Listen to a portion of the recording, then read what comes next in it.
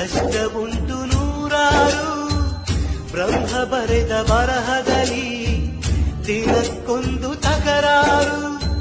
ನ್ಯಾಯ ನೀತಿ ಧರ್ಮಗಳ ಹೆಚ್ಚಿ ನಡೆದವರಿಗೆಂದು ನಾಲ್ಕು ದಿಕ್ಕಿನಲ್ಲಿಯೂ ಕಾಣುರೆಲ್ಲ ನಮ್ಮೋರು. ಅಳುವಿಲ್ಲದ ಅಳುಕಿಲ್ಲದ ನಿಷ್ಕಲ್ಮಶ ಮಡಿಲಲ್ಲಿ ಮಗುವಾಗಿಯೇ ದಿನ ಕಳೆಯುವ ಸೋದರರ ಕಥೆಯಲ್ಲಿ ಒಳ್ಳೆ ಕಾಲ ಬಂದೇ ಬರಬೇಕು.